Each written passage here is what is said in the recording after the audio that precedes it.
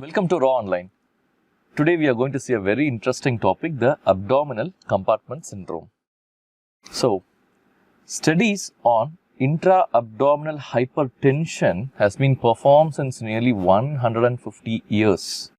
But not until recently, that in 1950s, when pediatric surgeons started performing the abdominal procedures, thus closing the large abdominal defect, closing the hernia, putting back the contents into the intestines and wrapping them up.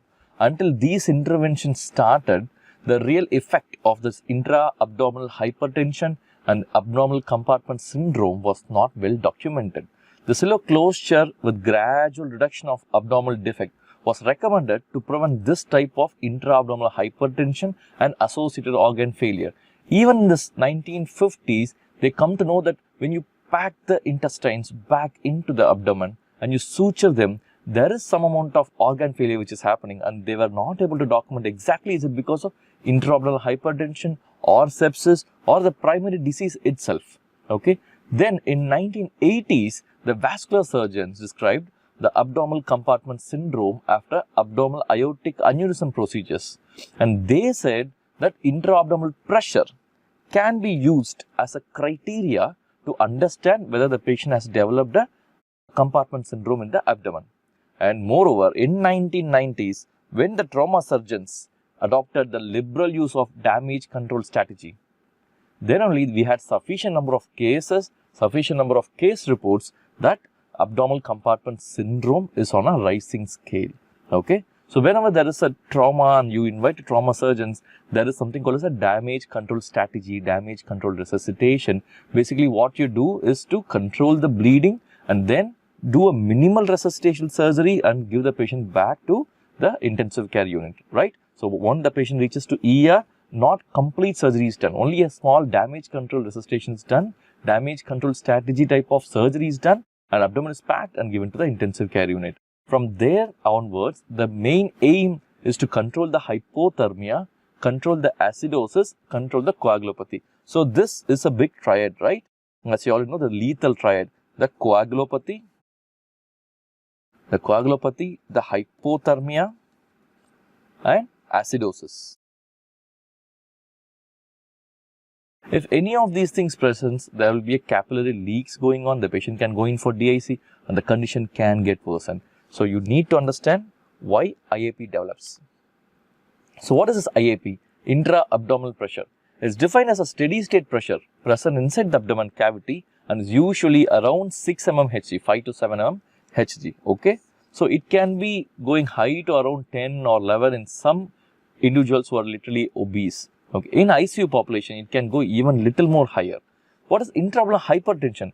Any abdominal pressure because of a pathological state, if it's going to be more than 12 mm Hg, then you need to identify that as an intra-abdominal hypertension. Okay. Otherwise, what is the meaning of compartment syndrome? Compartment syndrome is nothing but because of a pressure increase into a fixed cavity of the body. Then because of that pressure, it leads to ischemia, organ damage, muscle damage and organ dysfunction. Okay, this is called as compartment syndrome. Can that occur inside the abdomen? Yes, because abdomen is also a closed cavity, and if the intra-abdominal pressure exceeds, there is a chance that the patient can develop abdominal compartment syndrome. Okay, so at what level they have identified is defined as sustained and persistent IAP more than 20 mm Hg associated with the new organ dysfunction is termed as abdominal compartment syndrome.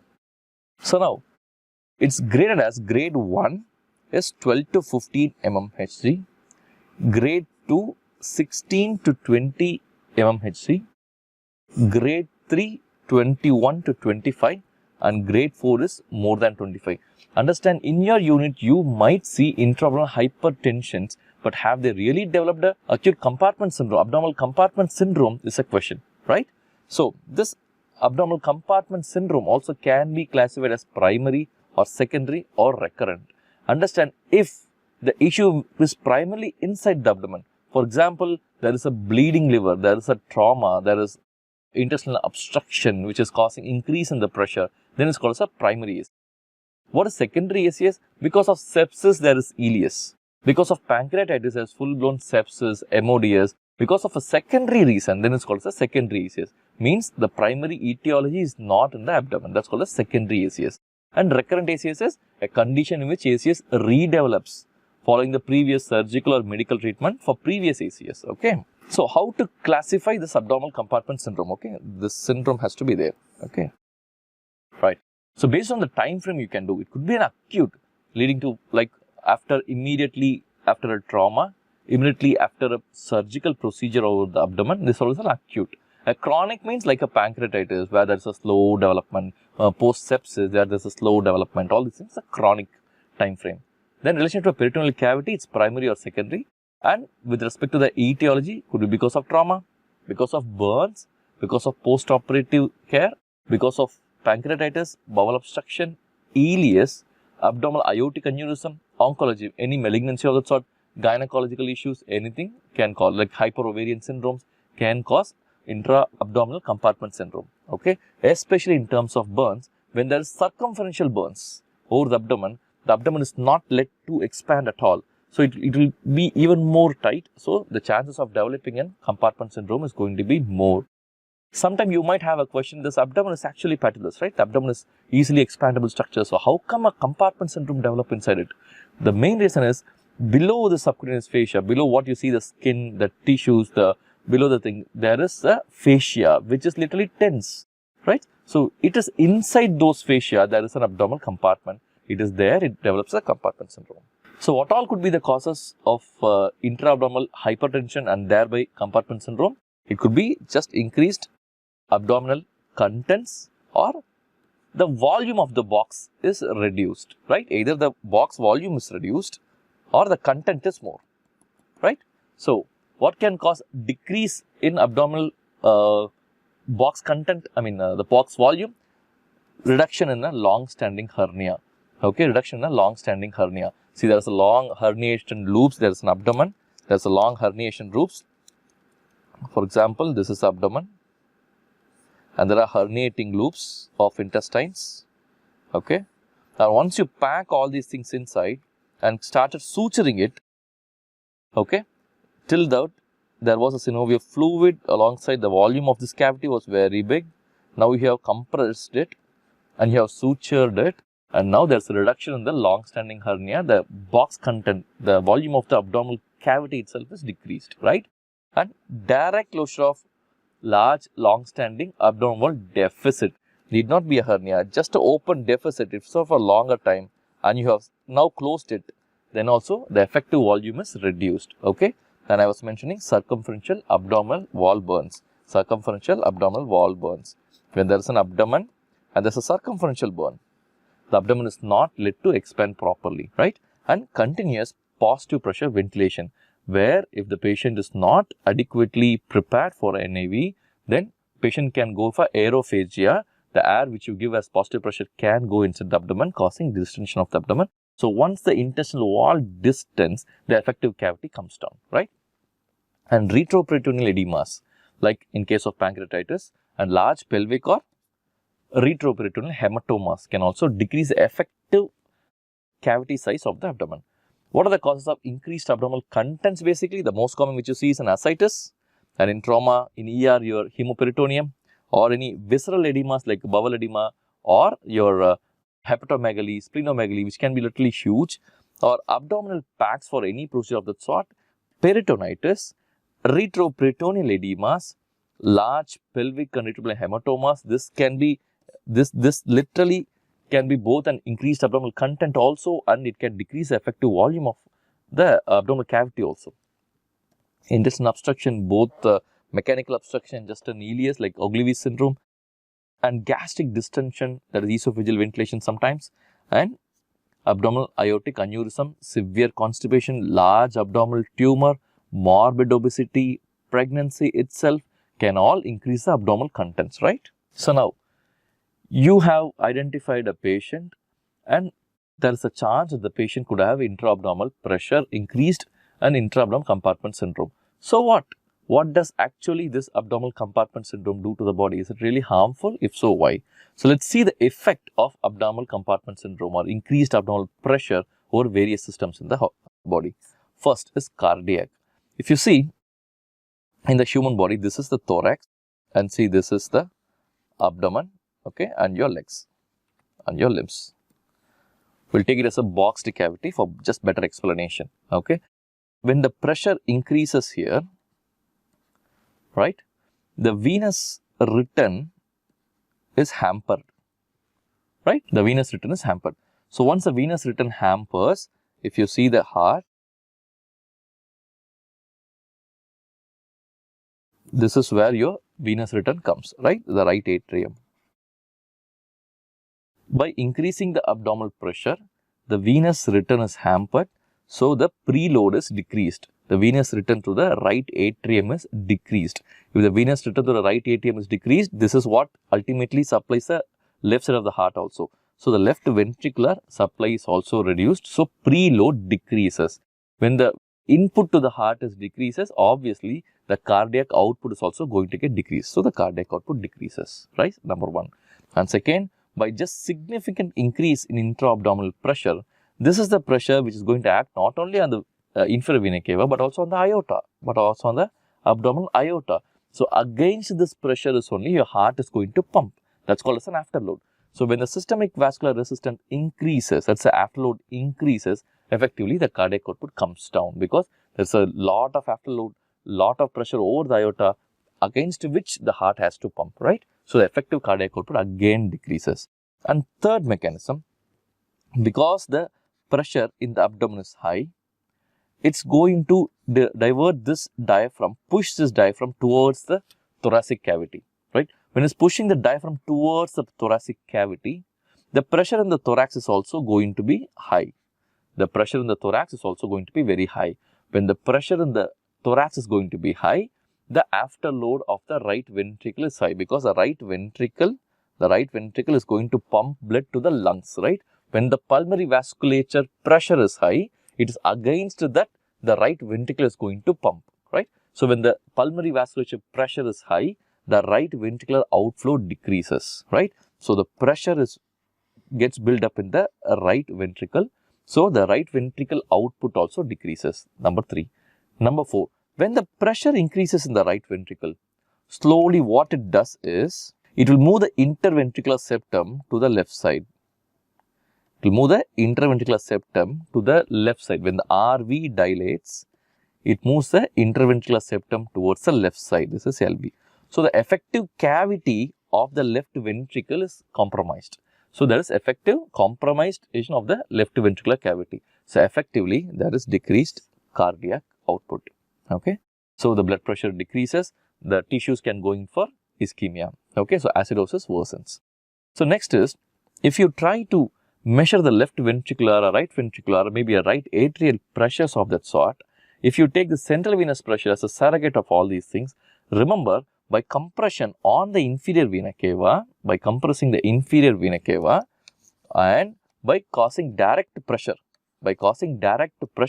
over the thoracic cavity, this pressure will get transduced in the central venous pressures also. There will be false elevation of CVP because of pressure over the inferior vena cava and pressure over the thoracic system, rather than a direct pressure from the right atrium. Okay, rather central venous pressure, rather than reflecting what is there in the right atrial pressure, it just reflects the thoracic pressure as a whole, or the IVC pressure as a whole. Okay, so there will be false elevation of the ventricular pressures. Coming to the neurological component, increase in ICP.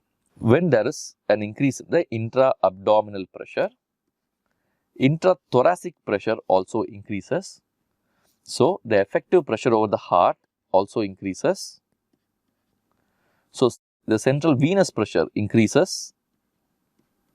When the central venous pressure increases, there will be decrease in the cerebral perfusion pressure because of cerebral congestion, increased ICP, right? The venous return from the brain, from the cranium decreases because of congestion over the neck region. There will be a lot of venous return will be affected.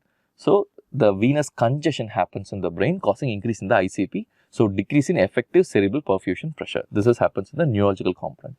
What happens in the GI system? Visceral blood flow is reduced.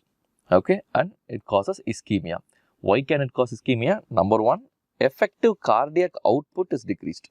right? We just mentioned in the previous slide how because of cardiac issues, increased systemic vascular resistance and decrease in preload and increase in afterload, there is effective cardiac output decrease, right? So when the BP, the blood pressure decreases, effective cardiac output decreases, every organ system in the body can go in for ischemia, right?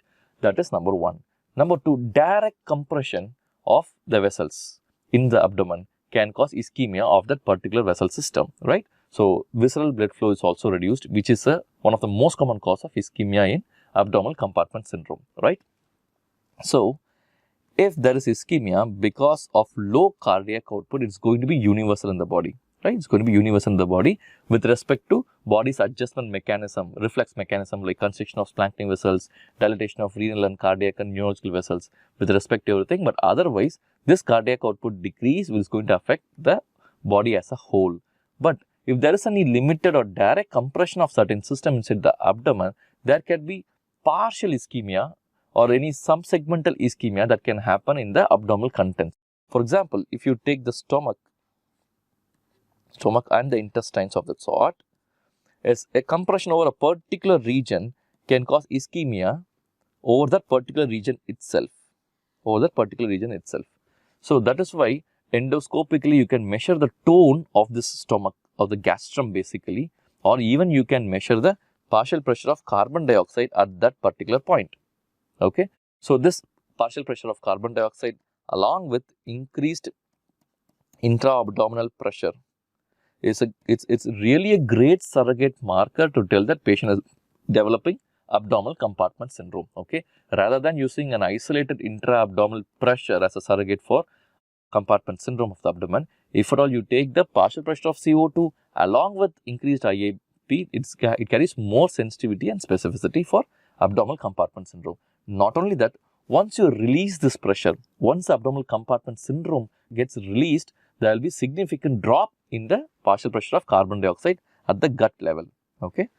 Now, what you need to be very specific and very conscious is that now there is an abdominal compartment syndrome, there is decreased cardiac output, the perfusion of most of the systems of the body is going to be compromised. Along with that, there is increased pressure in the abdominal organs also. The flow is also less, there is increased pressure over the organs in the abdominal system. So, there is going to be diffuse ischemia also. So, now you are going to treat the patient. You have relieved the pressure by some mechanism.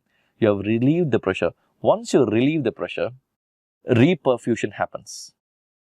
During this reperfusion to the ischemic areas, they start developing inflammatory signs. They start throwing out cytokines, neutrophils, and that cytokines and neutrophils get traveled to entire body producing MODs. They can going in for ARDS like picture. That neutrophils, that cytokines itself can affect the other organ systems of the body. So the moment you start treating the patient, the moment you feel that the abdominal pressure is completely relaxed, get ready to handle the MODs part because of this neutrophils and cytokines release, because of reperfusion injury basically. What does it do to the pulmonary system? Understand, we saw the abdomen pressure if it increases, okay, the diaphragm gets pushed into the thorax, right? So, the peak airway pressure and the plateau pressure increases, okay. The pressure in the lung region also increases, right?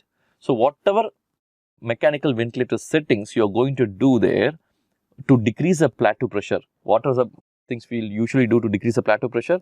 We will try to decrease the tidal volume, right? The minute ventilation. We will try to decrease the tidal volume and you can go up on the respiratory rate to maintain the minute ventilation. That's how you handle ARDS, right? So, when you decrease the tidal volume, effectively the patient can go in for hypercarbia, okay.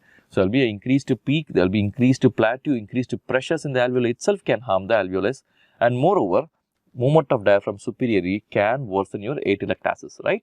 So, there will be shunt mechanisms going on, hypoxia can happen because of low tidal volume, hypercarbia can happen, okay. Now, what happens to the renal system? Number one, as we already mentioned, the cardiac output is going to be compromised, thereby there will be pre-renal failure. And second, there will be direct compression of renal vessels. So, that also causes compromised blood flow to the kidneys and causing renal failure, right? So, effectively decreased GFR and low urine output. Now, the question is, can you give fluids? What will happen when you give fluids? This is also one type of pre-renal failure, right? This is also one type of pre-renal failure because there is low cardiac output, and even if whatever cardiac output comes, that also is being compressed in the abdominal level. So, can you really give fluids? What will happen if you give fluids? Can fluids be harmful? Okay. Before going to the system of fluids, let us be clear that abdominal perfusion pressure, to maintain proper perfusion to the abdominal organs, you need to adequately maintain a proper abdominal perfusion pressure. Okay. So, it's defined as a mean arterial pressure minus a intra-abdominal pressure. For example, you keep a mean arterial pressure of around 80, okay, and your IAP in your patient is around 20. So, abdominal perfusion pressure is 60. Okay, this is how you calculate, and this is how you need to titrate your MAP to at least a APP of around 60. Okay. So, if at all your IAP in your patient is around 25 or 30 or 30, you need to keep a MAP of 90. Okay. So, now the question comes back, can you give fluids? So, now remember that if you give crystalloids, okay, so crystalloid fluid goes into the system, the venous system, the arterial system, it goes into the system. Effectively, this crystalloids does not have basic proteins, right? It's not albumin, it's just a crystalloids, right? So, crystalloids have decreased oncotic pressure. Decreased oncotic pressure means magnetic pressure, basically, which holds the fluids inside the vascular compartment. So, where it has decreased oncotic pressure, so thereby increasing the hydrostatic pressure. What is meaning of hydrostatic pressure? Which pulls the fluid out of the vascular compartment. So, leak happens, right? Once leak happens outside this, then it develops bowel edema, right? Third spacing happens. So, once bowel goes for edema, there's going to be increased intra-abdominal pressure. So, by giving fluids, you are actually worsening the hydrostatic pressure, you are worsening the bowel edema, and you are increasing the intra-abdominal pressure. Beware that even if your patient is having a pre-renal failure, even if your patient is having a decreased cardiac output because of a decreased preload, still, this is one condition where you need to be extremely conscious in giving fluids. Agreed? So, in most of the cases where the cardiac output is less because of a preload issue, there is no adequate preload, we usually tend to give more fluids to fill the heart, right?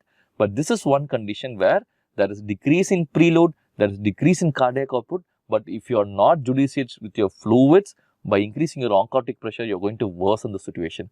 You are going to increase the bowel edema, you are going to increase the intra-abdominal pressure, right?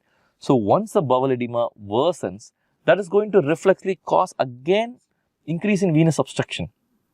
Eventually, everything will cause decreased urine output, decreased perfusion, decreased oxygenation to the tissues, and you are going to worsen the abdominal compartment syndrome. Okay. So, this is not only for abdominal compartment syndrome. You should be extremely conscious if there is an increased abdominal pressure itself, need not be a compartment syndrome. At the level of increased abdominal pressure itself, you need to be extremely judicious in your fluids. And if by your therapy, if you can come down on intra-abdominal pressure, even without giving fluids, I am saying even without giving fluids, your measures, if you are able to come down on the intra-abdominal pressure, the venous return from the lower half of the body is going to reach the heart, right? So, this is the abdomen, the pressure is high. If you are going to release this pressure, right, automatically the venous return from the lower limbs is going to increase.